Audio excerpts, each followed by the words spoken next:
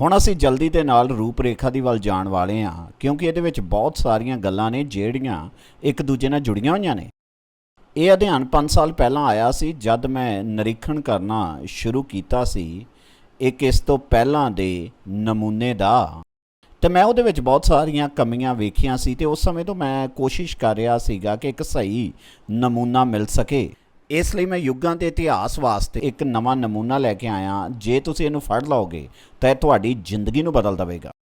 ਇਹ ਤੁਹਾਡੇ ਬਾਈਬਲ ਅਧਿਐਨ ਨੂੰ ਬਦਲ ਕੇ ਰੱਖ ਦੇਵੇਗਾ ਤੇ ਜਦੋਂ ਵੀ ਤੁਸੀਂ ਬਾਈਬਲ ਨੂੰ ਖੋਲੋਗੇ ਤਾਂ ਤੁਸੀਂ ਵੇਖੋਗੇ ਕਿ ਬਾਈਬਲ ਦੇ ਵਿੱਚੋਂ ਕਈ ਰੰਗ ਨਿਕਲਣੇ ਸ਼ੁਰੂ ਹੋ ਜਾਣਗੇ। ਬਹੁਤ ਸਾਰੇ ਅੰਕ, ਬਹੁਤ ਸਾਰੇ ਪ੍ਰਤੀਰੂਪ ਜਿਨ੍ਹਾਂ ਨੂੰ ਤੁਸੀਂ ਸ਼ਾਇਦ ਪਹਿਲਾਂ ਕਦੇ ਨਾ ਵੇਖਿਆ ਹੋਵੇ। ਇਸ ਲਈ ਮੈਂ ਇਹਦੇ ਵਿੱਚ ਕੁੱਦਣ ਜਾ ਰਿਹਾ। ਪਰ ਇਸ ਤੋਂ ਪਹਿਲਾਂ ਕਿ ਅਸੀਂ ਇਹਦੇ ਜਾਈਏ, ਆਪਾਂ ਪ੍ਰਾਰਥਨਾ ਕਰਾਂਗੇ। ਮੇਰੇ ਕੋਲ 91 ਸਲਾਈਡਾਂ ਨੇ ਅਤੇ ਜਦੋਂ ਸਮਾਂ ਪੂਰਾ ਹੋ ਜਾਵੇ ਤਾਂ ਕਿਰਪਾ ਕਰਕੇ ਕੋਈ ਜਾਣਾ ਮੈਨੂੰ ਆਵਾਜ਼ ਦੇ ਦੇਵੇ ਤਾਂ ਕਿ ਮੈਂ ਸਮੇਂ 'ਤੇ ਖ਼ਤਮ ਕਰ ਸਕਾਂ। ਆਓ ਇਕੱਠੇ ਪ੍ਰਾਰਥਨਾ ਕਰਦੇ ਹਾਂ। ਪਿਤਾ, ਧੰਨਵਾਦ ਤੇਰੇ ਵਚਨ ਦੇ ਵਾਸਤੇ, ਧੰਨਵਾਦ ਤੇਰੇ ਦਿਲਾਸੇ ਵਾਸਤੇ, ਤੇਰੇ ਉਤਸ਼ਾਹ ਦੇ ਵਾਸਤੇ ਜਿਹਨੂੰ ਅੱਜ ਅਸੀਂ ਮਹਿਸੂਸ ਕਰ ਚੁੱਕੇ ਹਾਂ।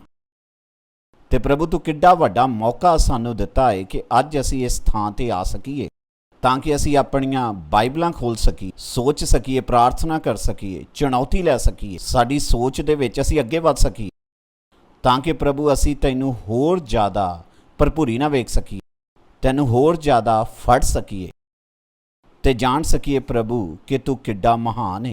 ਤੇ ਪ੍ਰਭੂ, ਹੁਣ ਤੂੰ ਇਹ ਸਾਰੀਆਂ ਗੱਲਾਂ ਸਾਡੇ ਲਈ ਰੱਖੀਆਂ ਨੇ ਕਿ ਅਸੀਂ ਇਹਨਾਂ ਦਾ ਆਨੰਦ ਉਠਾ ਸਕੀਏ ਤਾਂ ਕਿ ਅਸੀਂ ਆਪਣੇ ਜੀਵਨ ਨੂੰ ਮਨਾ ਸਕੀਏ ਜਿਹੜਾ ਤੇਰੇ ਪੁੱਤਰ 'ਚ ਤੇ ਬਾਈਬਲ ਦੀ ਖੁਸ਼ੀ ਲੈ ਸਕੀਏ। ਪਿਤਾ, ਇਸ ਸਮੇਂ ਨੂੰ ਆਪਣੀ ਮਹਿਮਾ ਦੇ ਲਈ ਇਸਤੇਮਾਲ ਕਰ, ਯੀਸ਼ੂ ਮਸੀਹ ਦੇ ਨਾਮ 'ਚ, ਆਮੀਨ। ਸਭ ਤੋਂ ਪਹਿਲਾਂ ਮੈਂ ਤੁਹਾਨੂੰ ਇੱਕ ਰੂਪ ਰੇਖਾ 'ਚ ਲੈ ਕੇ ਜਾਣਾ ਚਾਹੁੰਦਾ। ਅਸੀਂ ਯੁੱਗਾਂ ਦੇ ਬਾਰੇ ਗੱਲ ਕਰਾਂਗੇ ਕਿ ਇਹ ਕੀ ਨੇ। ਇਹ ਯੁੱਗਾਂ ਦਾ ਅਧਿਐਨ ਦੇ ਵਿੱਚ ਥੋੜ੍ਹੀ ਜਿਹੀ ਗੜਬੜੀ ਹੈ। ਅਸੀਂ ਬਾਈਬਲ ਦੇ ਵਿੱਚੋਂ 9 ਰੰਗਾਂ ਨੂੰ ਵੇਖਾਂਗੇ ਤੇ ਉਹਨਾਂ ਦੇ ਅਰਥਾਂ ਨੂੰ ਵੇਖਾਂਗੇ। ਹੋਰ ਵੀ ਕਈ ਨੇ ਪਰ ਅਸੀਂ ਇਹਨਾਂ ਦੇ ਉੱਤੇ ਧਿਆਨ ਦੇਵਾਂਗੇ। ਅਸੀਂ 8 ਅੰਕਾਂ ਵੱਲ ਵੇਖਾਂਗੇ ਅਤੇ ਉਹਨਾਂ ਦੇ ਅਰਥ ਬਾਰੇ। ਤੇ ਬੇਸ਼ੱਕ ਬਾਈਬਲ ਦੇ ਵਿੱਚ ਹੋਰ ਵੀ ਬਹੁਤ ਸਾਰੇ ਅੰਕ ਦਿੱਤੇ ਗਏ ਨੇ, ਪਰ ਅਸੀਂ ਬਾਈਬਲ ਦੇ ਵਿੱਚੋਂ 8 ਅੰਕਾਂ ਨੂੰ ਵੇਖਣ ਜਾ ਰਹੇ ਹਾਂ ਕਿ ਕਿਵੇਂ ਉਹ ਇੱਕ ਦੂਜੇ ਦੇ ਨਾਲ ਜੁੜੇ ਹੋਏ ਨੇ ਇਸ ਯੁੱਗਾਂ ਦੇ ਅਧਿਐਨ ਦੇ ਨਮੂਨੇ 'ਚ। ਤੇ ਅੱਜ ਅਸੀਂ 7 ਸੰਸਾਰ ਦੇ ਨਿਯਮਾਂ ਬਾਰੇ ਵੇਖਾਂਗੇ। ਤੇ ਆਪਣੇ ਮਨ ਦੇ ਵਿੱਚ ਇਹ ਰੱਖੋ ਕਿ ਇਹ ਦੈਵੀ ਨੇ, ਇਹ ਪੂਰੇ ਸੰਸਾਰ 'ਚ ਨੇ। ਕੇਵਲ 7 ਹੀ ਸੰਸਾਰ ਪੱਧਰ ਦੇ ਨਿਆਂ ਹਨ। ਅਸੀਂ ਉਹਨਾਂ 7 ਨੂੰ ਵੇਖਾਂਗੇ ਤੇ ਉਸ ਤੋਂ ਬਾਅਦ ਦੇ ਵਿੱਚ ਅਸੀਂ 8 ਯੁੱਗਾਂ ਦਾ ਅਧਿਐਨ ਕਰਾਂਗੇ। ਹੋਰਨਾਂ ਨਮੂਨਿਆਂ ਦੇ ਵਿੱਚ 8 ਤੋਂ ਜ਼ਿਆਦਾ ਨੇ ਪਰ ਸਾਡੇ ਕੋਲ 8 ਨੇ ਤੇ ਜਦੋਂ ਅਸੀਂ ਅਧਿਐਨ ਕਰਾਂਗੇ ਤੁਸੀਂ ਜਾਣੋਗੇ ਕਿ ਕਿਉਂ। ਪਰ ਸਭ ਤੋਂ ਪਹਿਲਾ ਪ੍ਰਸ਼ਨ ਹੈ ਕਿ ਅਸੀਂ ਯੁੱਗਵਾਦ ਦਾ ਅਧਿਐਨ ਕਿਉਂ ਕਰੀਏ। ਪਰ ਸਭ ਤੋਂ ਪਹਿਲੀ ਗੱਲ ਇਹ ਹੈ ਕਿ ਇਹ ਸਾਨੂੰ ਇੱਕ ਵੱਡੀ ਤਸਵੀਰ ਦਿੰਦਾ ਹੈ। ਅੱਜ ਅਸੀਂ ਉਤਪਤ ਤੋਂ ਪ੍ਰਕਾਸ਼ ਦੀ ਪੋਥੀ ਤੱਕ ਵੇਖਾਂਗੇ। ਦੂਸਰੀ ਗੱਲ ਹੈ ਸਲੀਬ ਦਾ ਕੇਂਦਰੀ ਅਤੇ ਪ੍ਰਿਆਪਤ ਹੋਣਾ। ਜਿਵੇਂ ਕਿ ਤੁਸੀਂ ਇੱਥੇ ਡਾਇਗਰਾਮ ਦੇ ਵਿੱਚ ਇਹ ਤਸਵੀਰ 'ਚ ਵੇਖ ਸਕਦੇ ਹੋ ਕਿ ਸਲੀਬ ਬਿਲਕੁਲ ਕੇਂਦਰ ਦੇ ਵਿੱਚ। ਅਤੇ ਤੀਸਰੀ ਗੱਲ ਹੈ ਚਰਚ ਦੇ ਵਿੱਚ ਅਤੇ ਇਜ਼ਰਾਈਲ ਦੇ ਵਿੱਚ ਭਿੰਨਤਾ। ਅਸੀਂ ਇਹਨੂੰ ਪਹਿਲਾਂ ਵੇਖ ਚੁੱਕੇ ਹਾਂ ਅਤੇ ਫਿਰ ਸਾਡੇ ਵਾਸਤੇ ਬਹੁਤ ਜ਼ਰੂਰੀ ਹੈ ਕਿ ਅਸੀਂ ਖੁਸ਼ਖਬਰੀ ਨੂੰ ਪੂਰੀ ਤਰ੍ਹਾਂ ਸਮਝੀਏ। ਅਸੀਂ ਖੁਸ਼ਖਬਰੀ ਨੂੰ ਸਮਝੀਏ ਤਾਂ ਕਿ ਕੋਈ ਵੀ ਮੱਧਮ ਲਕੀਰ ਨਾ ਰਹਿ ਜਾਵੇ ਤੇ ਕੋਈ ਵੀ ਗਾਰੇ ਵਾਲਾ ਪਾਣੀ ਨਾ ਰਹਿ ਜਾਵੇ। ਅੰਤ ਦੇ ਸਮੇਂ ਨੂੰ ਸਮਝਣਾ, ਭਵਿੱਖ ਦੀਆਂ ਘਟਨਾਵਾਂ ਨੂੰ, ਅੰਤ ਦੇ ਸਮੇਂ ਨੂੰ ਲੈ ਕੇ ਵੀ ਬਹੁਤ ਜ਼ਿਆਦਾ ਗੜਬੜੀ ਹੈ। ਲੋਕ ਕਹਿੰਦੇ ਨੇ ਕਿ ਮਤੀ 24 ਕੀ ਹੈ, ਚਰਚ ਦੇ ਬਾਰੇ 'ਚ ਜਾਂ ਯਹੂਦੀਆਂ ਦੇ ਬਾਰੇ 'ਚ। ਇਹ ਸਭ ਕੁਝ ਤੁਹਾਡੇ ਲਈ ਸਪਸ਼ਟ ਹੋ ਜਾਵੇਗਾ, ਤੁਸੀਂ ਫਿਰ ਕਿਸੇ ਗੜਬੜੀ 'ਚ ਨਹੀਂ ਰਹੋਗੇ।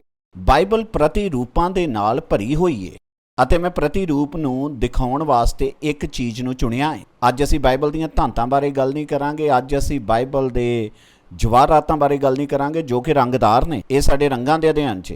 ਪਰ ਧਾਤਾਂ ਦਾ ਜਦੋਂ ਅਸੀਂ ਅਧਿਐਨ ਕਰਦੇ ਹਾਂ ਤਾਂ ਅਸੀਂ ਵੇਖਦੇ ਹਾਂ ਸੋਨਾ, ਇਹ ਉਸ ਦਾ ਰੰਗ ਹੈ ਜੋ ਦੈਵੀ ਹੈ। ਇਹ ਵਸਤੂ ਸੋਨਾ, ਇਹ ਧਾਤ ਸੋਨਾ ਸਾਡੇ ਨਾਲ ਗੱਲ ਕਰਦੀ ਹੈ ਉਸ ਬਾਰੇ ਜੋ ਕਿ ਦੈਵੀ ਹੈ।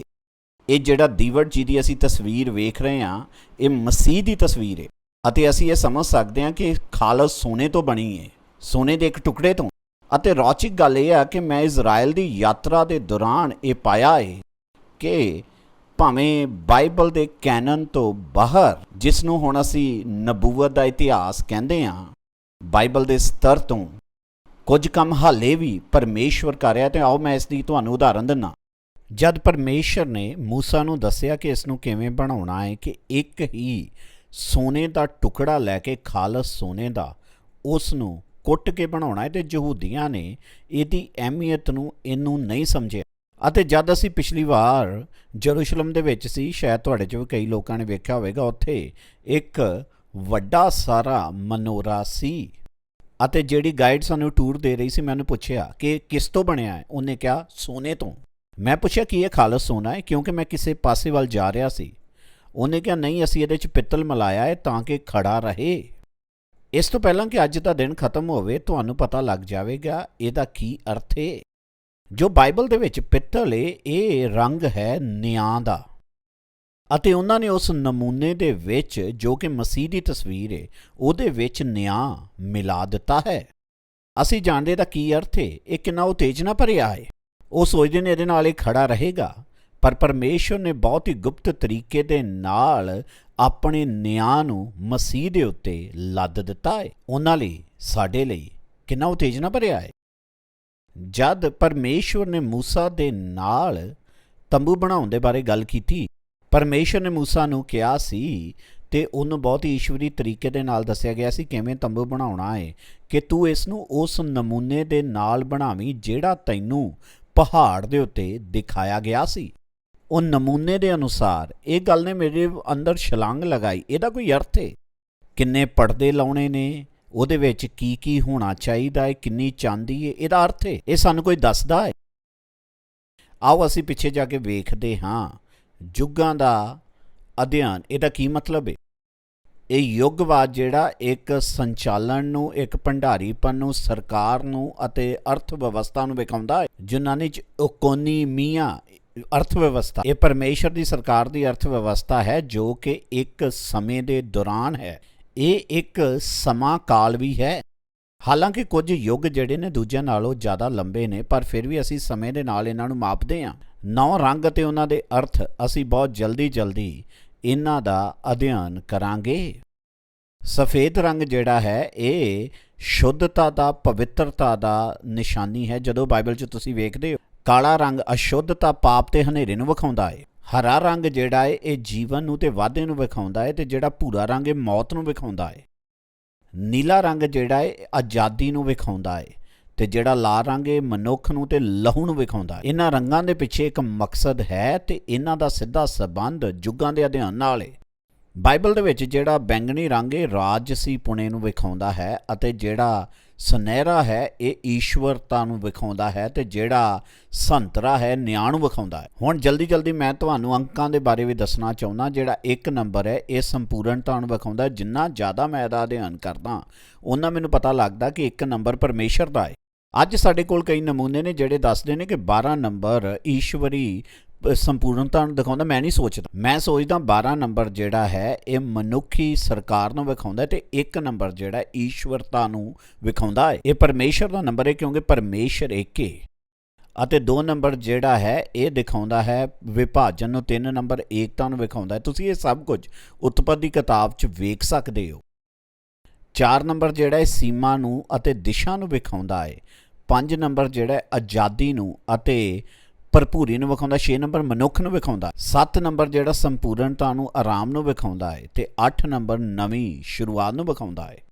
ਅਸੀਂ ਨਵੀਆਂ ਸ਼ੁਰੂਆਤਾਂ ਬਾਰੇ ਵੀ ਗੱਲ ਕਰਾਂਗੇ। ਵਿਸ਼ਵ ਵਿਆਪੀ ਈਸ਼ਵਰੀ ਨਿਆਂ, ਤੇ ਇਹ ਉਹ ਜਗ੍ਹਾ ਸੀ ਜਿੱਥੇ ਇਹ ਅਧਿਐਨ ਮੈਨੂੰ ਸਮਝ ਆਇਆ, ਅਤੇ ਮੈਂ ਇਹ ਵੇਖਿਆ ਕਿ 7 ਨਿਆਂ ਜਿਹੜੇ ਉਹ ਦਿੱਤੇ ਗਏ ਨੇ, ਜਿਨ੍ਹਾਂ 'ਚੋਂ ਅੱਜ ਅਸੀਂ 2 ਦੀ ਚਰਚਾ ਥੋੜ੍ਹੇ ਸਮੇਂ ਬਾਅਦ ਕਰਾਂਗੇ। ਅਤੇ ਮੈਂ ਇਹ ਪਾਇਆ ਹੈ ਕਿ ਹਰ ਇੱਕ ਵਿਸ਼ਵ ਵਿਆਪੀ ਜਿਹੜਾ ਨਿਆਂ ਹੈ ਉਹ ਯੁੱਗ ਦੀ ਸ਼ੁਰੂਆਤ ਜਾਂ ਯੁੱਗ ਦਾ ਅੰਤ ਹੈ। ਇਸ ਲਈ ਬਹੁਤ ਜ਼ਰੂਰੀ ਹੈ ਕਿ ਤੁਸੀਂ ਇਹਨੂੰ ਜਾਣੋ। ਵਿਸ਼ਵ ਵਿਆਪੀ 7 ਨਿਆਂ ਹਨ, ਅਤੇ ਜਿਹੜਾ 7 ਅੰਕ ਹੈ ਇਹ ਸੰਪੂਰਨਤਾ ਨੂੰ ਵਿਖਾਉਂਦਾ ਹੈ। ਅਤੇ 7 ਅੰਕ ਦੀਆਂ ਉਦਾਹਰਨਾਂ ਨੇ। ਹਫ਼ਤੇ ਦੇ 7 ਦਿਨ ਹੁੰਦੇ ਨੇ, ਜਿਹੜੇ ਸੁਰ ਹੁੰਦੇ ਨੇ ਉਹ 7 ਹੁੰਦੇ ਨੇ। ਜਦ ਤੁਸੀਂ 8 ਨੰਬਰ 'ਚ ਪਹੁੰਚਦੇ ਹੋ ਤਾਂ ਇੱਕ ਨਵੀਂ ਸ਼ੁਰੂਆਤ ਹੁੰਦੀ ਹੈ। ਸਾਰਿਆਂ ਤੋਂ ਪਹਿਲਾਂ ਨਿਆਂ ਤਾਂ ਤੁਸੀਂ ਸਾਰੇ ਹੀ ਜਾਣਦੇ ਹੋ। ਪਰਮੇਸ਼ਵਰ ਨੇ ਮਨੁੱਖ ਨੂੰ ਬਣਾਇਆ, ਉਸਨੇ ਸਭ ਕੁਝ ਵੇਖਿਆ ਕਿ ਉਹ ਵਧੀਆ ਹੈ, ਅਤੇ ਅੱਗੇ ਦੀ ਕਹਾਣੀ ਤੋਂ ਤੁਸੀਂ ਸਾਰੇ ਦੇ ਸਾਰੇ ਹੀ ਜਾਣੂ। ਅਤੇ ਜਦ ਉਹਨਾਂ ਨੇ ਪਾਪ ਕੀਤਾ, ਉਸ ਤੋਂ ਬਾਅਦ ਦੇ ਵਿੱਚ ਤੁਹਾਨੂੰ ਪਤਾ ਹੈ ਉਹਨਾਂ ਦੇ ਨਾਲ ਕੀ ਹੋਇਆ ਸੀ। ਜਿਹੜਾ ਸ਼ਰਾਪ ਸੀ ਉਹ ਪੂਰੀ ਸ੍ਰਿਸ਼ਟੀ ਦੇ ਉੱਤੇ ਆ ਗਿਆ ਸੀ। ਉਹਨਾਂ ਦੀ ਅਣਆਗਿਆਕਾਰੀ ਦੇ ਕਾਰਨ ਇਹ ਵਿਸ਼ਵ ਵਿਆਪੀ ਨਿਆਂ ਹੋਇਆ ਸੀ। ਦੂਸਰਾ ਜਿਹੜਾ ਨਿਆਂ ਸੀਗਾ ਉਹ ਹੜ੍ਹ ਆਇਆ ਸੀ, ਤੇ ਮੈਨੂੰ ਇਹਦੇ ਬਾਰੇ ਜ਼ਿਆਦਾ ਦੱਸਣ ਦੀ ਲੋੜ ਨਹੀਂ। ਉਤਪਤ 7 ਅਧਿਆਇ। ਅਤੇ ਤੀਸਰਾ ਵਿਸ਼ਵ ਵਿਆਪੀ ਨਿਆਂ ਜਿਹੜਾ ਸੀਗਾ ਉਹ ਬਾਬਲ ਦੇ ਬੁਰਜ ਦੇ ਉੱਤੇ ਬੋਲੀਆਂ ਦੇ ਵਿੱਚ ਗੜਬੜੀ ਸੀ।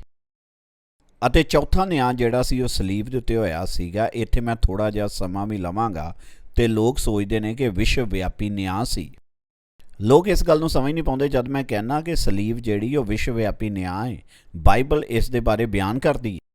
ਅਸੀਂ ਉਸ ਨੂੰ ਪਰਮੇਸ਼ਵਰ ਦੀ ਵੱਲੋਂ ਦੱਬਿਆ ਕੁਚਲਿਆ ਹੋਇਆ ਸਮਝਿਆ ਅਤੇ ਪਰਮੇਸ਼ਰ ਨੇ ਸਾਡੇ ਸਭ ਦੀ ਬਦੀ ਉਸ ਦੇ ਉੱਤੇ ਲੱਦ ਦਿੱਤੀ। ਇਹ ਵਿਸ਼ਵ ਵਿਆਪੀ ਸੀ ਤੇ ਪਰਮੇਸ਼ਰ ਨੂੰ ਭਾਇਆ ਕਿ ਪਰਮੇਸ਼ਰ ਉਹਨੂੰ ਮਾਰੇ ਅਤੇ ਉਸ ਨੂੰ ਦੁੱਖਾਂ ਦੇ ਵਿੱਚੋਂ ਦੀ ਕੱਢੇ ਤਾਂ ਕਿ ਉਹ ਪਾਪ ਦੇ ਲਈ ਇੱਕ ਕੁਰਬਾਨੀ ਬਣ ਸਕੇ। ਤੇ ਬੇਸ਼ੱਕ ਜਦ ਯਹੂਨਾ ਬਪਤਿਸਮਾ ਦੇਣ ਵਾਲੇ ਨੇ ਯੀਸ਼ੂ ਮਸੀਹ ਨੂੰ ਵੇਖਿਆ ਤਾਂ ਉਸ ਨੇ ਕਿਹਾ, ਵੇਖੋ ਪਰਮੇਸ਼ਵਰ ਦਾ ਲੇਲਾ ਜਿਹੜਾ ਸੰਸਾਰ ਦੇ ਪਾਪ ਚੁੱਕ ਕੇ ਲੈ ਜਾਂਦਾ ਹੈ। ਇਹ ਵਿਸ਼ਵ ਵਿਆਪੀ ਨਿਆਂ ਸੀ ਜੋ ਪਰਮੇਸ਼ਵਰ ਪ੍ਰਭੂ ਯੀਸ਼ੂ ਨੇ ਆਪਣੇ ਚੱਕ ਲਿਆ ਅਤੇ ਉਹ ਖੁਦ ਸਾਡੇ ਸਭ ਦੇ ਪਾਪਾਂ ਦਾ ਪ੍ਰਾਸ਼ਚਿਤ ਹੈ। ਨਾ ਸਿਰਫ ਸਾਡਿਆਂ ਪਾਪਾਂ ਦਾ ਬਲਕਿ ਪੂਰੇ ਸੰਸਾਰ ਦੇ ਵਾਸਤੇ। ਇਹ ਵਿਸ਼ਵ ਵਿਆਪੀ ਨਿਆਂ ਹੈ ਜੋ ਮਸੀਹ ਨੇ ਸਾਡੇ ਲਈ ਆਪਣੇ ਆਪ ਤੇ ਲੈ ਲਿਆ। ਅਤੇ ਪੰਜਵਾਂ ਵਿਸ਼ਵ ਵਿਆਪੀ ਜਿਹੜਾ ਨਿਆਂ ਹੈ, ਕਈਆਂ ਨੂੰ ਇਹ ਕੰਟਰੋਵਰਸ਼ੀਅਲ ਲੱਗਦਾ, ਉਹ ਹੈ ਉਠਾਇਆ ਜਾਣਾ। ਤੁਸੀਂ ਆਪਣੇ ਮਨ 'ਚ ਕਹੋਗੇ ਕਿ ਜਿਹੜਾ ਰੈਪਚਰ ਉਠਾਇਆ ਜਾਣਾ ਇਹ ਕਿਵੇਂ ਨਿਆਂ ਹੈ? ਇਹ ਸਾਡੇ ਲਈ ਤਾਂ ਨਿਆਂ ਨਹੀਂ ਹੈ। ਇਹ ਸਾਡੇ ਲਈ ਕਿਉਂ ਨਿਆਂ ਨਹੀਂ ਹੈ? ਕਿਉਂਕਿ ਮਸੀਹ ਨੇ ਸਾਡਾ ਨਿਆਂ ਲੈ ਲਿਆ। ਹੁਣ ਸਾਡਾ ਨਿਆਂ ਕਦੇ ਕੀਤਾ ਨਹੀਂ ਜਾਵੇਗਾ।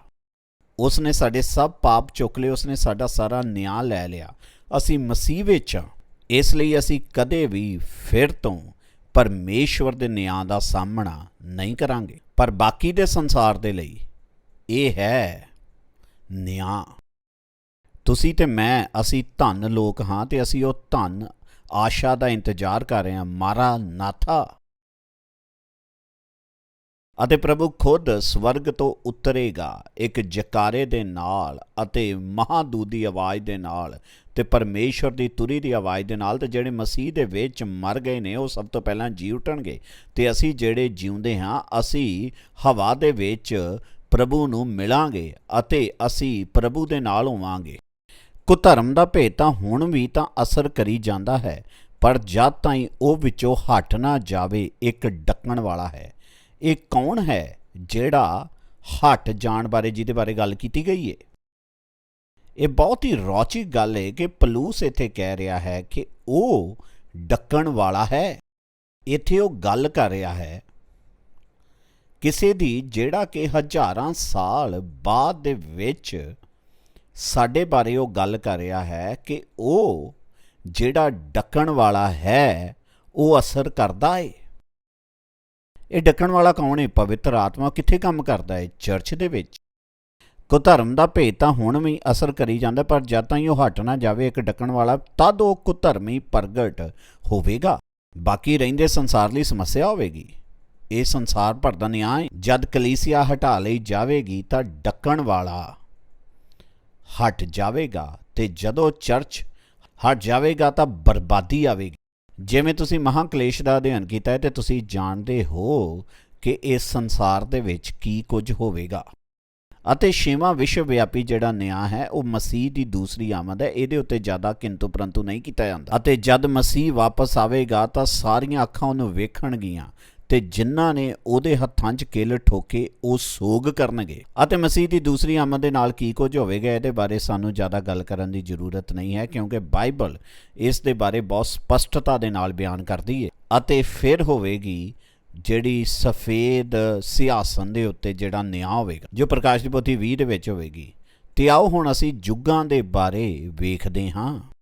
ਮੈਂ ਇਹ ਦੋ ਤਸਵੀਰਾਂ ਜਿਹੜੀਆਂ ਉੱਪਰ ਰੱਖਣੀਆਂ ਚਾਹੁੰਦਾ ਹਾਂ, ਕਿਉਂਕਿ ਮੈਂ ਚਾਹੁੰਦਾ ਹਾਂ ਤੁਸੀਂ ਇਸ ਗੱਲ ਨੂੰ ਜਾਣੋ ਕਿ ਕਈ ਵਾਰੀ ਲੋਕ ਜਿਹੜੇ ਨੇ ਲੇਬਲਸ ਨੂੰ ਵੇਖ ਕੇ ਗਲਤੀ ਕਰ ਲੈਂਦੇ ਹਨ।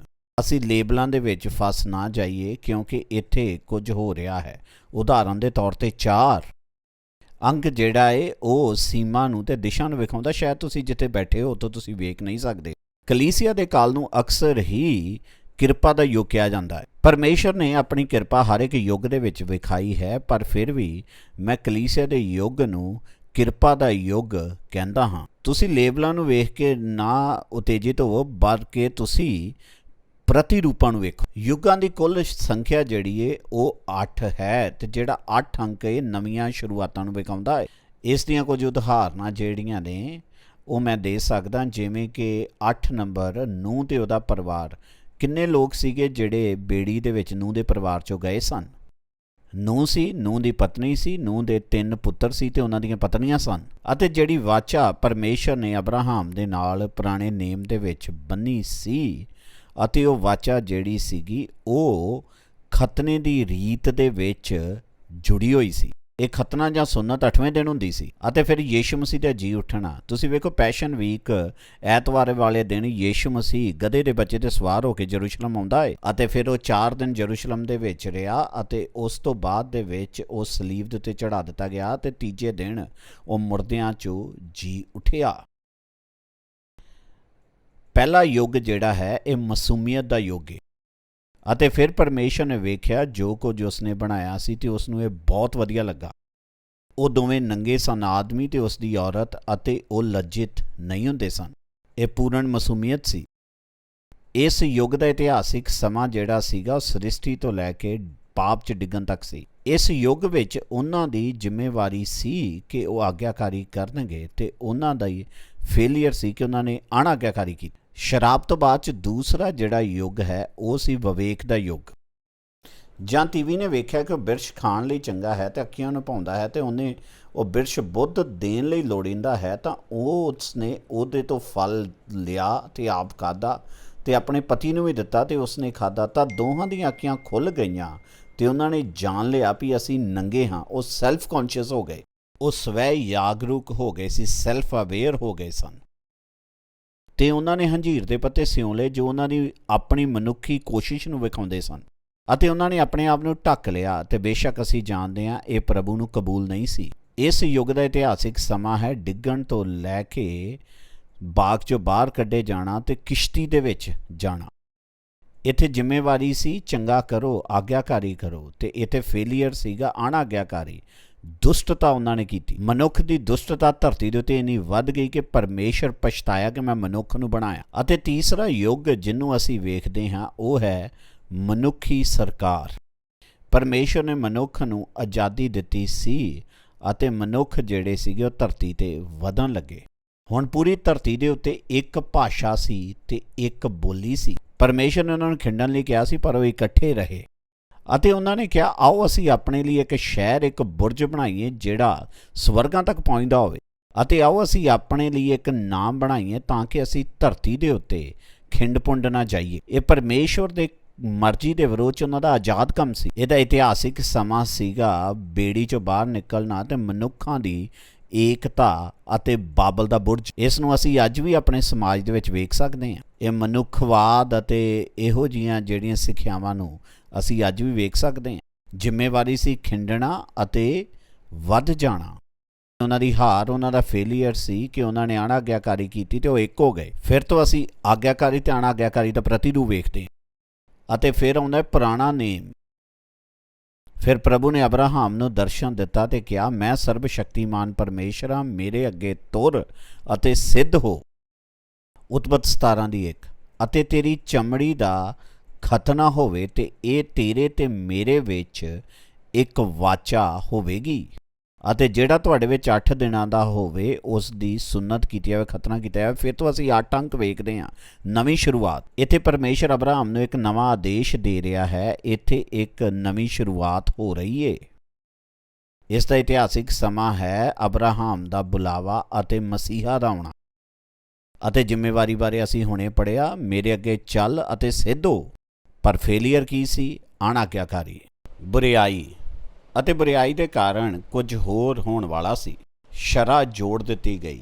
ਕਈ ਲੋਕ ਸੋਚਦੇ ਨੇ ਕਿ ਸ਼ਰ੍ਹਾ ਜਿਹੜੀ ਹੈ ਇਹ ਵੀ ਵਿਸ਼ਵ ਵਿਆਪੀ ਨਿਆਂ ਹੈ, ਪਰ ਨਹੀਂ ਹੈ, ਕਿਉਂਕਿ ਸ਼ਰ੍ਹਾ अन्य जाति वालिਆਂ ਨੂੰ नहीं सी ਦਿੱਤੀ ਗਈ। ਇਹ ਸ਼ਰ੍ਹਾ ਇਜ਼ਰਾਈਲ ਨੂੰ ਦਿੱਤੀ ਗਈ ਸੀ, ਕਿਉਂਕਿ ਪਰਮੇਸ਼ਵਰ ਜਰਮੀਆਂ ਦੇ ਕਿਤਾਬ 'ਚ ਕਹਿੰਦਾ ਹੈ ਕਿ ਮੈਂ ਯਹੂਦਾ ਦੇ ਨਾਲ ਅਤੇ ਇਜ਼ਰਾਈਲ ਨਾਲ ਇੱਕ ਵਾਚਾ ਬੰਨਾਂਗਾ। ਇਸ ਲਈ ਸ਼ਰ੍ਹਾ ਦਾ ਦਿੱਤਾ ਜਾਣਾ ਵਿਸ਼ਵ ਵਿਆਪੀ ਨਿਆਂ ਨਹੀਂ ਸੀ। ਇਸੇ ਲਈ ਪਲੂਸ ਕਹਿੰਦਾ ਹੈ ਕਿ ਸ਼ਰ੍ਹਾ ਜਿਹੜੀ ਹੈ ਉਹਦਾ ਕੀ ਮਕਸਦ ਸੀ। ਇਹ ਇਸ ਕਰਕੇ ਦਿੱਤਾ ਗਿਆ ਕਿਉਂਕਿ ਇਹ ਬਦੀ ਦੇ ਕਾਰਨ ਜੋੜਿਆ ਗਿਆ ਸੀ ਤਾਂ ਕਿ ਜਿਹੜਾ ਬੀਜ ਆ ਜਾਵੇ ਜਿਹਦੇ ਬਾਰੇ ਵਾਅਦਾ ਕੀਤਾ ਗਿਆ ਸੀ। ਅਤੇ ਪੰਜਵਾਂ ਯੁੱਗ ਹੈ ਕਲੀਸਿਆ ਦਾ ਯੁੱਗ, ਤੇ ਅਸੀਂ ਇਹਦੇ ਬਾਰੇ ਬਹੁਤ ਕੁਝ ਜਾਣਦੇ ਹਾਂ। ਮਸੀਹ ਯੀਸ਼ੂ ਵਿੱਚ ਤੁਸੀਂ ਜਿਹੜੇ ਦੂਰ ਸੀਗੇ ਨੇੜੇ ਕੀਤੇ ਗਏ ਹੋ। ਤੁਸੀਂ ਯੀਸ਼ੂ ਦੇ ਲਹੂ ਦੇ ਦੁਆਰਾ ਨੇੜੇ ਲਿਆਂਦੇ ਗਏ ਹੋ, ਤੇ ਤੁਸੀਂ ਪਵਿੱਤਰ ਆਤਮਾ ਜੋ ਤੁਹਾਡੇ ਅੰਦਰ ਵੱਸਦਾ ਹੈ ਉਹਦੇ ਕਾਰਨ ਉਹਦਾ ਨਿਵਾਸ ਸਥਾਨ ਬਣੇ ਹੋ, ਤੇ ਤੁਸੀਂ ਪਰਮੇਸ਼ਰ ਦੀ ਕਿਰਪਾ ਦੇ ਯੁੱਗ ਦੇ ਹਿੱਸੇਦਾਰ। ਬਹੁਤ ਸਾਰੀਆਂ ਆਇਤਾਂ ਨੇ, ਬਹੁਤ ਸਾਰੀਆਂ ਥਾਵਾਂ 'ਤੇ ਅਸੀਂ ਜਾ ਸਕਦੇ, ਪਰ ਸਮਾਂ ਸੀਮਤ ਹੈ। ਇਸ ਦਾ ਇਤਿਹਾਸਿਕ ਸਮਾਂ ਹੈ ਕਲੀਸਿਆ ਦਾ ਬੁਲਾਇਆ ਜਾਣਾ, ਜਿਹਦਾ ਅਰਥ ਹੈ ਚੁਣੇ ਹੋਇਆਂ ਦਾ ਬੁਲਾਇਆ ਜਾਣਾ, ਤਾਂ ਕਿ ਉਹ ਪਰਮੇਸ਼ਰ ਲਈ ਇੱਕ ਇਮਾਰਤ ਬਣ ਸਕਣ। ਇਹ ਉਦੋਂ ਤੱਕ ਹੋਵੇਗਾ ਜਦ ਤੱਕ ਸੰਸਾਰ ਦੇ ਵਿੱਚੋਂ ਬੁਲਾਇਆ ਗਿਆ ਨੂੰ ਸੰਸਾਰ 'ਚੋਂ ਬੁਲਾ ਲਿਆ ਜਾਵੇਗਾ, ਜਿਸ ਨੂੰ ਅਸੀਂ ਉਠਾਉਣਾ ਕਹਿੰਦੇ ਹਾਂ। ਕਲੀਸਿਆ ਦਾ ਬੁਲਾਇਆ ਜਾਣਾ, ਕਲੀਸਿਆ ਦਾ ਬਾਹਰ ਕੱਢਿਆ ਜਾਣਾ, ਉਠਾਇਆ ਜਾਣਾ, ਇਹ ਇੱਕ ਇਤਿਹਾਸਿਕ ਸਮਾਂ ਹੈ। ਜ਼ਿੰਮੇਵਾਰੀ ਹੈ ਮਸੀਹ ਦੇ ਪ੍ਰਤੀ ਵਿਸ਼ਵਾਸ ਦੇ ਦੁਆਰਾ ਸਮਰਪਿਤ ਹੋਣਾ, ਤੇ ਇਸ ਨੂੰ ਕਹਿੰਦੇ ਨੇ ਸੱਚੀ ਖੁਸ਼ਖਬਰੀ। ਤੇ ਸਾਡੀ ਜ਼ਿੰਮੇਵਾਰੀ ਹੈ ਕਿ ਵਿਸ਼ਵਾਸ ਦੇ ਪ੍ਰਤੀ ਲੜਦੇ ਰਹਿਣਾ ਜਿਹੜਾ ਸਾਨੂੰ ਦਿੱਤਾ ਗਿਆ ਸੀ।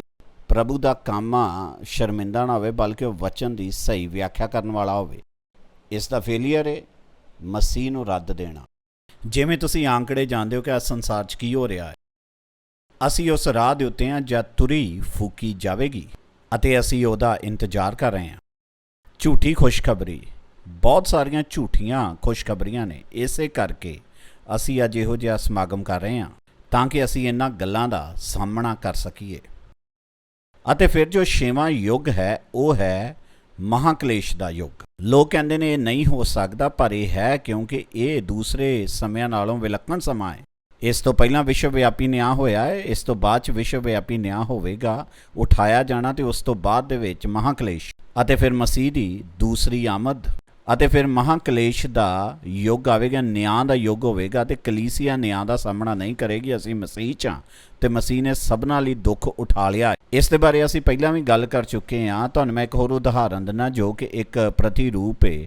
ਤੁਹਾਨੂੰ ਯਾਦ ਹੋਵੇਗਾ ਜਦੋਂ ਇਜ਼ਰਾਈਲੀ ਲੋਕ ਯਾਤਰਾ ਦੇ ਵਿੱਚ ਸਨ, ਅਤੇ ਤੁਹਾਨੂੰ ਯਾਦ ਹੋਵੇਗਾ, ਮੈਂ ਤੁਹਾਨੂੰ ਇੱਕ ਹੋਰ ਪ੍ਰਤੀਰੂਪ ਦੇਣਾ ਚਾਹੁੰਦਾ। ਜਦੋਂ ਇਜ਼ਰਾਈਲੀ ਲੋਕਾਂ ਨੂੰ ਪਿਆਸ ਲੱਗੀ ਸੀ ਤੇ ਮੂਸਾ ਨੂੰ ਪਰਮੇਸ਼ਰ ਨੇ ਕਿਹਾ ਸੀ ਤੂੰ ਚਟਾਨ ਨੂੰ ਮਾਰ ਤੇ ਉਹ 'ਚੋਂ ਪਾਣੀ ਨਿਕਲੇਗਾ। ਉਸ ਤੋਂ ਬਾਅਦ ਵਿੱਚ ਫਿਰ ਇਜ਼ਰਾਈਲੀਆਂ ਨੂੰ ਪਿਆਸ ਲੱਗੀ ਤੇ ਪਰਮੇਸ਼ਰ ਨੇ ਕਿਹਾ ਚਟਾਨ ਨੂੰ ਬੋਲ, ਅਤੇ ਉਹ ਗਿਆ ਤੇ ਉਸਨੇ ਜਾ ਕੇ ਚਟਾਨ ਨੂੰ ਮਾਰਿਆ, ਤੇ ਇਹਦੇ ਲਈ ਉਹਨੂੰ ਸਜ਼ਾ ਮਿਲੀ। ਉਸਨੇ ਉਹ ਟਾਈਪ ਅਥਵਾ ਕਿਸਮ ਦੀ ਉਲੰਘਣਾ ਕੀਤੀ, ਤੇ ਇਬਰਾਨੀਆਂ ਦਾ ਲੇਖਕ ਕਹਿੰਦਾ ਹੈ ਕਿ ਉਹ ਚਟਾਨ ਮਸੀਹ ਹੈ, ਅਤੇ ਚਟਾਨ ਨੂੰ ਦੂਸਰੀ ਵਾਰੀ ਮਾਰਨਾ ਉਸ ਕਿਸਮ ਦਾ ਟਾਈਪ ਦਾ ਉਲੰਘਣ ਕਰਨਾ ਹੈ। ਤੇ ਪਰਮੇਸ਼ਰ ਦਾ ਜੋ ਸਿਲਸਿਲਾ ਹੈ ਇਹ ਉਸ ਨੂੰ ਡਿਸਟਰਬ ਕਰ ਦਿੰਦਾ ਹੈ, ਕਿਉਂਕਿ ਚਟਾਨ ਮਸੀਹ ਹੈ, ਤੇ ਉਸਨੇ ਇੱਕ ਵਾਰ ਸਾਰੇ ਲੋਕਾਂ ਦੇ ਪਾਪਾਂ ਦੀ ਸਜ਼ਾ ਦਾ ਨਿਆਂ ਲੈ ਲਿਆ ਹੈ। ਅਤੇ ਤੁਸੀਂ ਅਤੇ ਮੈਂ ਮਸੀਹ ਦੇ ਵਿੱਚ ਹੋ, ਤੇ ਜੇਕਰ ਤੁਸੀਂ ਨਿਆਂ ਦਾ ਸਾਹਮਣਾ ਕਰਦੇ ਹੋ ਤਾਂ ਮਸੀਹ ਨਿਆਂ ਦਾ ਦੁਬਾਰਾ ਤੋਂ ਸਾਹਮਣਾ ਕਰਦਾ ਹੈ। ਇਸ ਦੇ ਬਾਰੇ ਸੋਚੋ। ਕਈ ਲੋਕ ਜਿਹੜੇ ਕਿ ਮਹਾਕਲੇਸ਼ ਤੋਂ ਪਹਿਲਾਂ ਦੇ ਨਮੂਨੇ ਦੇ ਨਾਲ ਸੰਘਰਸ਼ ਕਰਦੇ ਨੇ, ਦੇ ਬਾਰੇ ਸੋਚੋ। ਜੇਕਰ ਤੁਸੀਂ ਮਹਾਕਲੇਸ਼ ਦੇ ਦੌਰਾਨ ਇੱਥੇ ਹੋ ਤਾਂ ਤੁਸੀਂ ਈਸ਼ਵਰੀ ਨਿਆਂ ਨੂੰ ਚੱਲ ਰਹੇ ਹੋ। ਇਹ ਯੁੱਗ ਆਪਣੇ ਆਪ ਦੇ ਵਿੱਚ ਇੱਕ ਈਸ਼ਵਰੀ ਨਿਆਂ ਹੈ। ਤੁਸੀਂ ਇੱਥੇ ਨਹੀਂ ਹੋਵੋਗੇ, ਅਤੇ ਉਸ ਵੇਲੇ ਅਜਿਹੀ ਬਿਪਤਾ ਦਾ ਵੇਲਾ ਹੋਵੇਗਾ ਜਿਹਾ ਕੌਮ ਦੇ ਮੁੱਢ ਤੋਂ ਲੈ ਕੇ ਉਸ ਵੇਲੇ ਤੀਕਰ ਕਦੇ ਨਹੀਂ ਸੀ ਹੋਇਆ। ਇਹ ਇਸ ਨੂੰ ਅਸਧਾਰਨ ਅਤੇ ਅਲੱਗ ਬਣਾਉਂਦਾ ਹੈ।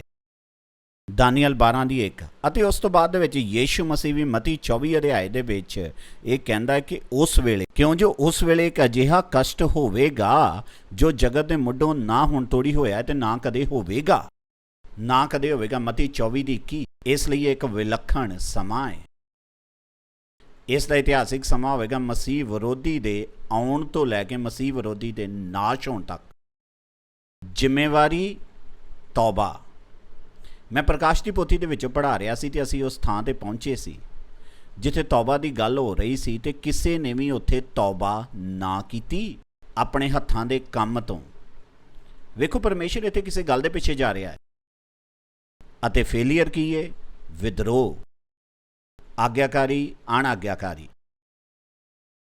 ਤੌਬਾ, ਵਿਦਰੋਹ। ਅਤੇ ਫਿਰ ਸਾਡੇ ਵਿੱਚ 1000 ਵਰ੍ਹੇ ਦਾ ਰਾਜ ਹੈ, 1000 ਵਰ੍ਹੇ ਦਾ। ਉਹ ਆਪ ਉਹਨਾਂ ਉੱਤੇ ਲੋਹੇ ਦੇ ਡੰਡੇ ਨਾਲ ਹਕੂਮਤ ਕਰੇਗਾ। ਪ੍ਰਕਾਸ਼ ਪੋਥੀ 19। ਅਤੇ ਇਹਨਾਂ ਉੱਤੇ ਦੂਈ ਮੌਤ ਦਾ ਕੋਈ ਵਸ਼ ਨਹੀਂ, ਸਗੋਂ ਪਰਮੇਸ਼ਰ ਅਤੇ ਮਸੀਹ ਦੇ ਜਾਜਕ ਹੋਣਗੇ ਤੇ ਉਹਦੇ ਨਾਲ ਉਹ 1000 ਵਰਿਆਂ ਤੱਕ ਰਾਜ ਕਰਨਗੇ। ਇਤਿਹਾਸਕ ਸਮਾਂ ਹੈ ਮਸੀਹ ਦਾ ਰਾਜ ਕਰਨ ਦਾ 1000 ਸਾਲ। ਸ਼ੈਤਾਨ 1000 ਵਰਿਆਂ ਵਾਸਤੇ ਬੰਦ ਦਿੱਤਾ ਜਾਵੇਗਾ ਤੇ 1000 ਵਰਿਆਂ ਤੋਂ ਬਾਅਦ 'ਚ ਸ਼ੈਤਾਨ ਨੂੰ ਥੋੜ੍ਹੇ ਸਮੇਂ ਵਾਸਤੇ ਖੋਲ੍ਹਿਆ ਜਾਵੇਗਾ ਅਤੇ ਅਖੀਰ ਦੇ ਵਿੱਚ ਉਸ ਨੂੰ ਅੱਗ ਦੀ ਝੀਲ ਵਿੱਚ ਸੁੱਟਿਆ ਜਾਵੇਗਾ। ਅਤੇ ਫਿਰ ਉਸ ਤੋਂ ਬਾਅਦ ਇਸ ਸਫੇਦ ਸਿੰਘਾਸਨ ਦਾ ਨਿਆਂ ਹੋਵੇਗਾ। ਜ਼ਿੰਮੇਵਾਰੀ, ਆਗਿਆਕਾਰੀ ਅਤੇ ਆਰਾਧਨਾ। ਅਤੇ ਫੇਲੀਅਰ ਹੋਵੇਗਾ ਵਿਦਰੋਹ ਅਤੇ ਅਣਆਗਿਆਕਾਰੀ। ਜਦੋਂ ਸ਼ੈਤਾਨ ਖੋਲ੍ਹ ਦਿੱਤਾ ਜਾਵੇਗਾ ਉਸ ਤੋਂ ਬਾਅਦ ਦੇ ਵਿੱਚ ਉਹ ਜਾ ਕੇ ਸੰਤਾਂ ਨੂੰ ਭਰਮਾਵੇਗਾ। ਇਹ ਮੈਨੂੰ ਅੱਜ ਵੀ ਹੈਰਾਨ ਕਰਦਾ ਹੈ। ਇਹ ਬੜੀ ਹੈਰਾਨੀ ਵਾਲੀ ਗੱਲ ਹੈ ਕਿ ਯੀਸ਼ੂ ਮਸੀਹ ਜਿਹੜਾ ਹੈ ਉਸ ਨੂੰ ਅਸੀਂ ਪ੍ਰਤੱਖ ਰੂਪ ਦੇ ਵਿੱਚ ਧਰਤੀ 'ਤੇ ਨਿਆਂ ਕਰਦਾ ਹੋਇਆ ਵੇਖਾਂਗੇ। ਉਹ ਰਾਜ ਕਰੇਗਾ ਅਤੇ ਸ਼ੈਤਾਨ ਥੋੜ੍ਹੇ ਸਮੇਂ ਲਈ ਖੋਲ੍ਹਿਆ ਜਾਵੇਗਾ ਅਤੇ ਸਮੁੰਦਰ ਦੇ ਕਿਨਾਰੇ ਦੀ ਰੇਤ ਜਿੰਨੇ ਲੋਕ ਸ਼ੈਤਾਨ ਦੁਆਰਾ ਭਰਮਾਏ ਜਾਣਗੇ। ਫਿਰ ਸਾਡੇ ਕੋਲ ਯੁੱਗ ਹੈ ਨਵਾਂ ਸਵਰਗ ਅਤੇ ਨਵੀਂ ਧਰਤੀ, ਜਿਹਦਾ ਕੋਈ ਅੰਤ ਨਹੀਂ ਹੈ। ਅਸੀਂ ਇਸ ਨੂੰ ਲੈ ਕੇ ਬਹੁਤ ਹੀ ਉਤੇਜਿਤ ਹਾਂ ਜਾਂ ਨਹੀਂ, ਪਰ ਉਸ ਬਚਨ ਦੇ ਅਨੁਸਾਰ ਅਸੀਂ ਨਵੇਂ ਆਕਾਸ਼ ਅਤੇ ਨਵੀਂ ਧਰਤੀ ਦੀ ਉਡੀਕ ਕਰਦੇ ਹਾਂ ਜਿਹਦੇ ਵਿੱਚ ਧਰਮ ਵੱਸਦਾ ਹੈ। ਦੂਜਾ ਪਤਰਸ 3:13। ਇਤਿਹਾਸਿਕ ਸਮਾਂ, ਨਵੀਂ ਧਰਤੀ, ਨਵਾਂ ਆਕਾਸ਼।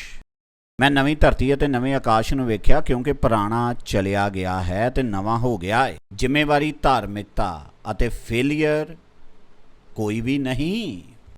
ਮੈਨੂੰ ਇਹ ਹਿੱਸਾ ਵਧੀਆ ਲੱਗਦਾ ਹੈ। ਆਮੀਨ। ਹੁਣ ਤੁਸੀਂ ਵੇਖੋ ਇੱਥੇ ਇਹਦੇ ਨਾਲ ਨਾਲ ਇੱਕ ਹੋਰ ਤਸਵੀਰ ਚੱਲ ਰਹੀ ਹੈ। 4 ਯੁੱਗ ਜਿਹੜੇ ਨੇ ਸਲੀਬ ਤੋਂ ਪਹਿਲਾਂ ਨੇ, 4 ਯੁੱਗ ਸਲੀਬ ਤੋਂ ਬਾਅਦ 'ਚ ਨੇ।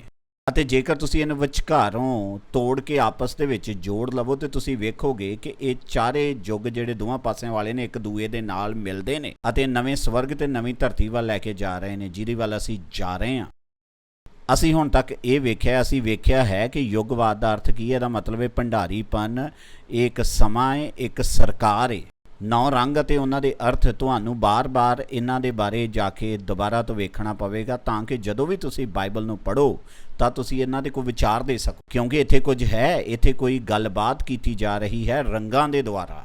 ਅਤੇ ਫਿਰ ਅਸੀਂ ਅੰਕਾਂ ਦੀ ਗੱਲ ਕੀਤੀ। ਅਸੀਂ 8 ਅੰਕਾਂ ਨੂੰ ਵੇਖਿਆ। ਬਾਈਬਲ ਦੇ ਵਿੱਚ ਇਹਨਾਂ ਦਾ ਕੋਈ ਅਰਥ ਬਣਦਾ ਹੈ ਅਤੇ ਬਹੁਤ ਹੀ ਉਤੇਜਨਾ ਭਰਿਆ ਜਦੋਂ ਤੁਸੀਂ ਇਹਨਾਂ ਦਾ ਅਧਿਐਨ ਬਾਈਬਲ ਨੂੰ ਖੋਲ੍ਹ ਕੇ ਕਰਦੇ ਹੋ। 7 ਵਿਸ਼ਵ ਵਿਆਪੀ ਨਿਆਂ। ਅਸੀਂ ਸ਼ਰਾਪ ਨੂੰ ਵੇਖਿਆ, ਹੜ੍ਹ ਨੂੰ ਵੇਖਿਆ, ਬੋਲੀਆਂ ਦੀ ਗੜਬੜੀ ਨੂੰ ਵੇਖਿਆ, ਸਲੀਬ ਨੂੰ ਵੇਖਿਆ, ਕਲੀਸਿਆ ਦੇ ਉਠਾਏ ਜਾਣ ਨੂੰ ਵੇਖਿਆ ਅਤੇ ਸਫੇਦ ਨਿਆਂ ਦੇ ਸਿੰਘਾਸਨ ਨੂੰ ਵੇਖਿਆ। ਯੁੱਗਾਂ ਵਿੱਚ ਮਾਸੂਮੀਅਤ ਦਾ ਵਿਵੇਕ ਅਤੇ ਮਨੁੱਖੀ ਸਰਕਾਰ, ਕਲੀਸਿਆ ਦਾ ਯੁੱਗ, ਮਹਾਕਲੇਸ਼, 1000 ਵਰ੍ਹੇ ਦਾ ਰਾਜ ਅਤੇ ਨਵਾਂ ਸਵਰਗ ਤੇ ਨਵੀਂ ਧਰਤੀ। ਹਰ ਇੱਕ ਰੰਗ, ਹਰ ਇੱਕ ਪ੍ਰਤੀਰੂਪ ਇਸ ਦੇ ਵਿੱਚ ਅਸੀਂ ਵੇਖਦੇ ਹਾਂ ਕਿ ਉਹ ਯੁੱਗਾਂ ਨਾਲ ਮੇਲ ਖਾਂਦਾ ਹੈ। ਤੁਸੀਂ ਥੋੜ੍ਹਾ ਸਮਾਂ ਲੈ ਕੇ ਇਹਨਾਂ ਦੇ ਬਾਰੇ ਜ਼ਰੂਰ ਸੋਚੋ। ਇਹ ਸਭ ਦੇ ਪਿੱਛੇ ਕਾਰਨ ਕੀ ਹੈ? ਅਸੀਂ ਕਿਉਂ ਇਹਦਾ ਅਧਿਐਨ ਕਰੀਏ? ਮੇਰੀ ਅੱਜ ਦੇ ਦਿਨ 'ਚ ਤੁਹਾਡੇ ਵਾਸਤੇ ਚਾਹਤ ਇਹ ਆ ਅਤੇ ਮੈਂ ਕੁਝ ਗੱਲਾਂ ਬਾਰੇ ਗੱਲਬਾਤ ਕਰਨਾ ਚਾਹੁੰਦਾ ਕਿ ਅਸੀਂ ਸੱਚੀ ਖੁਸ਼ਖਬਰੀ ਨੂੰ ਸਮਝੀਏ। ਅੱਜ ਕੱਲ੍ਹ ਬਹੁਤ ਜ਼ਿਆਦਾ ਮਿਲਾਵਟ ਚੱਲ ਰਹੀ ਹੈ ਅਤੇ ਮੈਂ ਇਸ ਨੂੰ ਗੰਧਲਾ ਪਾਣੀ ਕਹਿੰਦਾ ਹਾਂ ਅਤੇ ਇਹਦੇ ਵਾਸਤੇ ਮੈਂ 1-2 ਉਦਾਹਰਨਾਂ ਤੁਹਾਨੂੰ ਦੇਣਾ ਚਾਹੁੰਦਾ। ਜਦ ਅਸੀਂ ਖੁਸ਼ਖਬਰੀ ਦੇ ਵਿੱਚ ਸ਼ਰ੍ਹਾਂ ਨੂੰ ਮਿਲਾ ਦਿੰਦੇ ਹਾਂ ਤੇ ਅਸੀਂ ਸਲੀਬ ਦੀ ਪ੍ਰਿਆਪਤਾ ਨੂੰ ਵੇਖ ਨਹੀਂ ਪਾਉਂਦੇ ਹਾਂ। ਅੱਜ ਬਹੁਤ ਸਾਰੇ ਲੋਕ ਨੇ ਜਿਹੜੇ ਤੁਹਾਨੂੰ ਕਹਿੰਦੇ ਨੇ ਤੁਸੀਂ ਪ੍ਰਭੂ ਯੀਸ਼ੂ ਮਸੀਹ ਦੇ ਉੱਤੇ ਵਿਸ਼ਵਾਸ ਕਰੋ ਤੇ ਤੁਸੀਂ ਬਚਾਏ ਜਾਵੋਗੇ ਤੇ ਇਹਦੇ ਨਾਲ ਨਾਲ ਤੁਸੀਂ ਇਹ ਕੰਮ ਵੀ ਕਰੋ। ਉਹ ਪੁਰਾਣੇ ਨੇਮ 'ਚੋਂ ਚੀਜ਼ਾਂ ਨੂੰ ਖਿੱਚਦੇ ਨੇ, ਉਹ ਸ਼ਰ੍ਹਾਂ 'ਚੋਂ ਚੀਜ਼ਾਂ ਨੂੰ ਖਿੱਚਦੇ ਨੇ, ਇਹਨਾਂ ਚੀਜ਼ਾਂ ਨੂੰ ਜੋ ਕਿ ਆਉਣ ਵਾਲੀਆਂ ਚੀਜ਼ਾਂ ਦਾ ਪਰਛਾਵਾਂ ਹੈ, ਜਦੋਂ ਕਿ ਵਾਸਤਵਿਕਤਾ ਮਸੀਹ ਹੈ।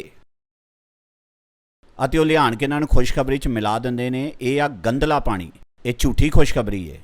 ਅਸੀਂ ਇੱਥੇ ਹਾਂ ਕਿ ਉਹ ਵਚਨ ਜਿਹੜੇ ਸਾਨੂੰ ਦਿੱਤੇ ਗਏ ਨੇ ਉਹਨਾਂ ਨੂੰ ਫੜ ਕੇ ਰੱਖੀਏ। ਮਸੀਹ ਦੇ ਵਿੱਚ ਜਿਹੜੀ ਸ਼ਰ੍ਹਾ ਹੈ ਉਹ ਪੂਰੀ ਕਰ ਦਿੱਤੀ ਗਈ ਹੈ ਅਤੇ ਹੁਣ ਸ਼ਰ੍ਹਾ ਪ੍ਰਭਾਵਹੀਣ ਹੈ।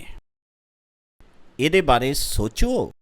ਇਹਨੂੰ ਨਾ ਫੜੋ, ਇਹਨੂੰ ਨਾ ਛੂਵੋ, ਇਹਨੂੰ ਨਾ ਖਾਓ, ਇਹ ਦਿਨ ਮੰਨੋ, ਉਹ ਦਿਨ ਮੰਨੋ। ਪਲੂਸ ਕਹਿੰਦਾ ਮੈਂ ਤੁਹਾਡੇ ਵਾਸਤੇ ਡਰਦਾ ਵਾਂ ਕਿ ਤੁਸੀਂ ਇਹਨਾਂ ਗੱਲਾਂ ਦੇ ਵਿੱਚ ਬੱਝੇ ਪਏ ਹੋ ਅਤੇ ਅਸੀਂ ਉਹ ਤੱਤਵ ਦਾ ਅਸਲੀ ਅਰਥ ਕੱਢਣੋਂ ਰਹਿ ਜਾਂਦੇ ਜੋ ਕਿ ਸਲੀਬ ਦੀ ਪ੍ਰਿਆਪਤਾ ਹੈ ਕਿ ਖੁਸ਼ਖਬਰੀ ਨੇ ਸਾਨੂੰ ਆਜ਼ਾਦ ਕੀਤਾ ਹੈ। ਇੱਥੇ ਕੁਝ ਆਇਤਾਂ ਨੇ ਜਿਨ੍ਹਾਂ ਨੂੰ ਤੁਸੀਂ ਵੇਖ ਸਕਦੇ ਹੋ।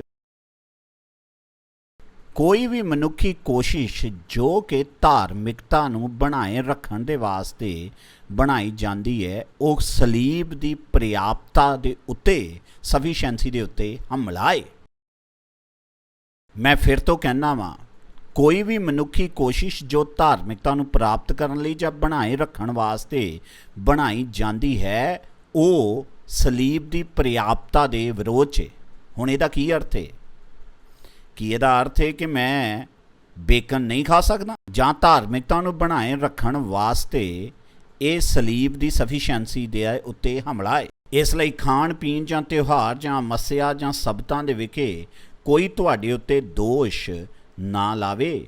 ਇਹ ਤਾਂ ਹੋਣ ਵਾਲੀਆਂ ਗੱਲਾਂ ਦਾ ਪਰਛਾਵਾਂ ਹਨ, ਪਰ ਦੇਹ ਮਸੀਹ ਦੀ ਹੈ। ਯੀਸ਼ੂ ਮਸੀਹ ਸਾਡਾ ਸਬਤ ਹੈ। ਬਹੁਤ ਸਾਰੇ ਲੋਕ ਅੱਜ ਕੱਲ੍ਹ ਇਸ ਦੇ ਉੱਤੇ ਬਹਿਸ ਕਰਦੇ ਨੇ। ਮੇਰੇ ਲਈ ਬੜੀ ਹੈਰਾਨੀ ਵਾਲੀ ਗੱਲ ਹੈ। ਅਸੀਂ ਉਹਦੇ ਆਰਾਮ 'ਚ ਪ੍ਰਵੇਸ਼ ਕਰਦੇ ਹਾਂ, ਉਹ ਸਾਡਾ ਆਰਾਮ ਹੈ। ਅਸੀਂ ਉਹਦੀ ਸੰਪੂਰਨਤਾ ਦੇ ਵਿੱਚ ਪ੍ਰਵੇਸ਼ ਕਰਦੇ ਹਾਂ, ਉਹ ਸਾਡਾ ਆਰਾਮ ਹੈ, ਅਤੇ ਅਸੀਂ ਉਹਦੇ 'ਚ ਬਚਾਏ ਜਾਂਦੇ ਹਾਂ। ਮਸੀਹ ਹੁਣ ਆਰਾਮ ਕਰ ਰਿਹਾ ਹੈ ਆਪਣਾ ਕੰਮ ਕਰਕੇ। ਇਹ ਉਤੇਜਨਾ ਭਰਿਆ ਹੈ। ਇਹ ਉਤੇਜਨਾ ਭਰੀ ਗੱਲ ਹੈ ਕਿ ਮੈਨੂੰ ਕੰਮ ਕਰਕੇ ਪਰਮੇਸ਼ਰ ਨੂੰ ਖੁਸ਼ ਨਹੀਂ ਕਰਨਾ ਪੈਣਾ। ਉਹ ਮਸੀਹ ਦੇ ਨਾਲ ਖੁਸ਼ ਹੈ ਅਤੇ ਅਸੀਂ ਮਸੀਹ ਦੇ ਵਿੱਚ ਹਾਂ, ਇਸ ਲਈ ਉਹ ਸਾਡੇ ਤੋਂ ਵੀ ਖੁਸ਼ ਹੈ। ਇਹ ਕੰਮ ਹੋ ਚੁੱਕਿਆ ਹੈ। ਹੁਣ ਮੈਨੂੰ ਹੋਰ ਮਿਹਨਤ ਨਹੀਂ ਕਰਨੀ ਪੈਣੀ, ਹੋਰ ਪ੍ਰਾਰਥਨਾ ਨਹੀਂ ਕਰਨੀ ਪੈਣੀ, ਜਾਂ ਮੈਨੂੰ ਹੋਰ ਵਰਤ ਨਹੀਂ ਰੱਖਣੇ ਪੈਣੇ। ਜੋ ਕੁਝ ਵੀ ਲੋਕ ਰੀਤਾਂ ਰਿਵਾਜਾਂ ਤੁਹਾਡੇ ਤੇ ਪਾਉਂਦੇ ਨੇ ਕਿ ਜੇਕਰ ਤੁਸੀਂ ਸੱਚੀ ਪਵਿੱਤਰ ਹੋਣਾ ਚਾਹੁੰਦੇ, ਸੱਚੀ ਪਰਮੇਸ਼ਰ ਦੇ ਨੇੜੇ ਜਾਣਾ ਚਾਹੁੰਦੇ, ਤੁਹਾਨੂੰ ਇਹ ਸਾਰੇ ਕੰਮ ਕਰਨੇ ਪੈਣਗੇ। ਸੱਚੀ ਮੈਂ ਤਾਂ ਹਮੇਸ਼ਾ ਸੁਣਿਆ ਕਿ ਅਸੀਂ ਉਹਦੇ ਵਿੱਚ ਸੰਪੂਰਨ ਹੋ ਗਏ ਹਾਂ ਜਿਹੜਾ ਸਾਰੇ ਅਧਿਕਾਰੀਆਂ ਦੇ ਉੱਤੇ ਸਿਰ ਹੈ, ਕਿ ਉਸਨੇ ਉਸ ਨੂੰ ਜਿਹੜਾ ਪਾਪ ਦਾ ਜਾਣੂ ਨਹੀਂ ਸੀ ਸਾਡੇ ਲਈ ਪਾਪ ਬਣਾ ਦਿੱਤਾ ਤਾਂ ਕਿ ਅਸੀਂ ਪਰਮੇਸ਼ਰ ਦੀ ਧਾਰਮਿਕਤਾ ਬਣ ਸਕੀਏ। ਉਹਦੇ ਵਿੱਚ ਪਰਮੇਸ਼ਰ ਕਿੰਨਾ ਧਰਮੀ ਹੈ। ਇੰਨੇ ਹੀ ਧਰਮੀ ਤੁਸੀਂ ਮਸੀਹ ਦੇ ਵਿੱਚ ਬਣ ਚੁੱਕੇ ਹੋ ਚੁੱਕਿਆ ਹੈ। ਸਲੀਬ ਦੀ ਸਮਰੱਥਾ ਵਾਅਦੇ ਮਸੀਹ 'ਚ ਪੂਰੇ ਹੋ ਚੁੱਕੇ ਨੇ। ਸ਼ਰ੍ਹਾ ਹੁਣ ਨਹੀਂ ਰਹਿ ਗਈ ਏ।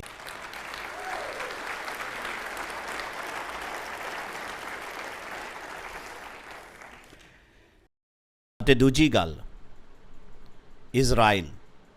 ਅੱਜ ਸਵੇਰੇ ਅਸੀਂ ਤਬਦੀਲੀ ਦੀ ਥਿਓਲੋਜੀ 'ਤੇ ਗੱਲ ਕੀਤੀ ਸੀ। ਇਹ ਬਹੁਤ ਵੱਡੀ ਏ, ਤੁਹਾਨੂੰ ਇਹਨੂੰ ਸਮਝਣ ਦੀ ਲੋੜ ਹੈ। ਪਰਮੇਸ਼ਰ ਨੇ ਇਜ਼ਰਾਈਲ ਨਾਲ ਕੰਮ ਪੂਰਾ ਨਹੀਂ ਕੀਤਾ ਅਤੇ ਮੈਂ ਬਹੁਤ ਉਤੇਜੀ ਤਾਂ ਵੇਖਣ ਲਈ, ਅਤੇ ਇਹ ਨਮੂਨਾ ਤੁਹਾਡੀ ਮਦਦ ਕਰੇਗਾ ਤਾਂ ਕਿ ਤੁਸੀਂ ਇਹ ਸਮਝ ਸਕੋ ਕਿ ਇਜ਼ਰਾਈਲ ਦੇ ਵਿੱਚ ਅਤੇ ਕਲੀਸਿਆ 'ਚ ਕੀ ਭਿੰਨਤਾ ਹੈ।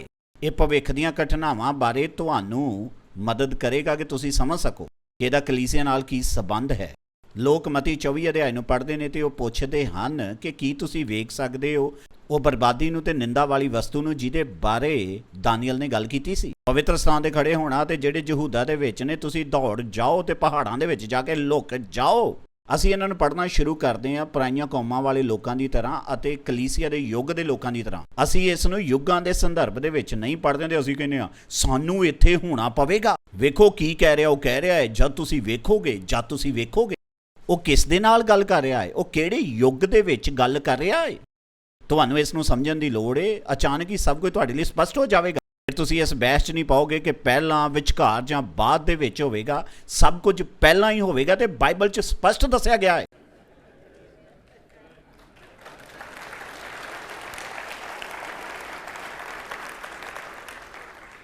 ਹੁਣ ਜੇਕਰ ਤੁਸੀਂ ਬਾਈਬਲ ਨੂੰ ਪੜ੍ਹ ਰਹੇ ਹੋ ਅਤੇ ਤੁਸੀਂ ਸ਼ਰ੍ਹਾ ਦੇ ਅਧੀਨ ਹੋ ਅਤੇ ਤੁਸੀਂ ਇੱਕ ਯਹੂਦੀ ਹੋ, ਤਾਂ ਕੋਈ ਕਲੀਸੇ ਦਾ ਉਠਾਇਆ ਜਾਣਾ ਨਹੀਂ ਹੈ।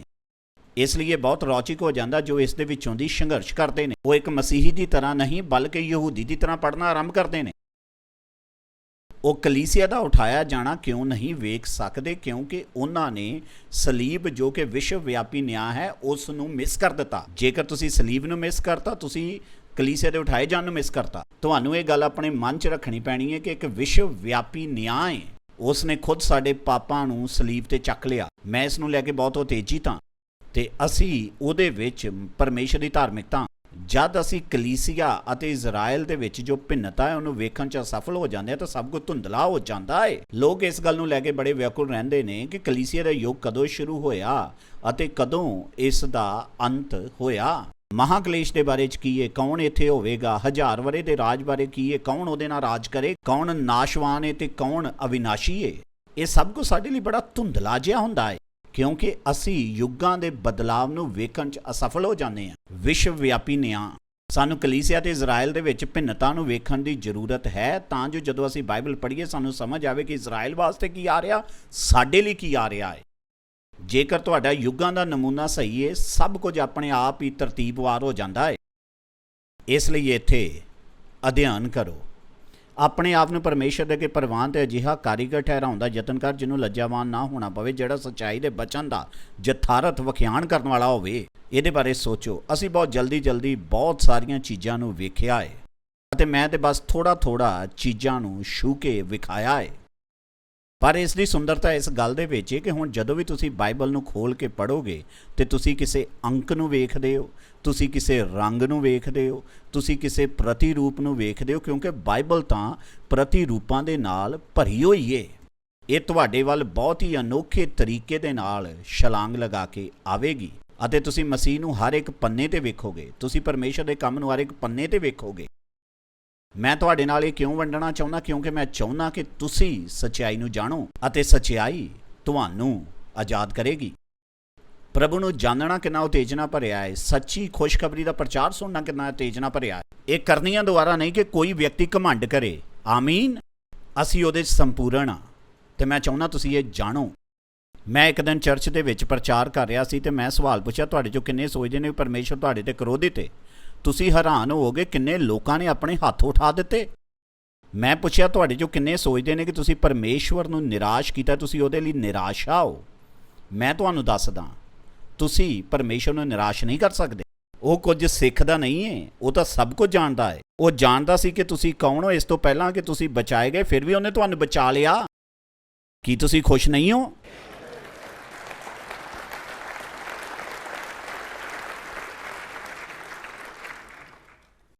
ਇਹ ਉਹ ਖੁਸ਼ਖਬਰੀ ਜਿਹੜੀ ਲੋਕਾਂ ਨੂੰ ਆਜ਼ਾਦ ਕਰਦੀ। ਜਦ ਤੁਸੀਂ ਯੁੱਗਾਂ ਨੂੰ ਸਮਝ ਜਾਓਗੇ, ਤੁਸੀਂ ਖੁਸ਼ਖਬਰੀ ਨੂੰ ਸਮਝਾਓਗੇ। ਸੋਚੋ ਤੇ ਪ੍ਰਾਰਥਨਾ ਕਰੋ। ਮੈਂ ਚਾਹੁੰਦਾ ਕਿ ਤੁਸੀਂ ਪ੍ਰਭੂ ਦੇ ਕੋਲ ਜਾਓ ਤੇ ਉਹਨੂੰ ਕਹੋ ਕਿ ਪ੍ਰਭੂ ਮੇਰੇ ਨਾਲ ਆਪਣੇ ਵਚਨ 'ਚੋਂ ਗੱਲ ਕਰ। ਇਹ ਉਹਦਾ ਵਚਨ ਹੈ, ਉਸ ਨੇ ਲਿਖਿਆ ਹੈ ਅਤੇ ਉਹਦਾ ਆਤਮਾ ਤੁਹਾਡੇ ਅੰਦਰ ਵਾਸ ਕਰਦਾ ਹੈ। ਉਹ ਤੁਹਾਨੂੰ ਚਲਾਉਂਦਾ ਹੈ, ਉਹ ਤੁਹਾਡਾ ਉਸਤਾਦ ਹੈ, ਉਹ ਤੁਹਾਨੂੰ ਸਿਖਾਵੇਗਾ। ਪ੍ਰਾਰਥਨਾ ਕਰੋ। ਯੀਸ਼ੂ ਦੇ ਨਾਮ 'ਚ ਪਰਮੇਸ਼ਵਰ ਤੁਹਾਨੂੰ ਬਰਕਤ ਦੇਵੇ।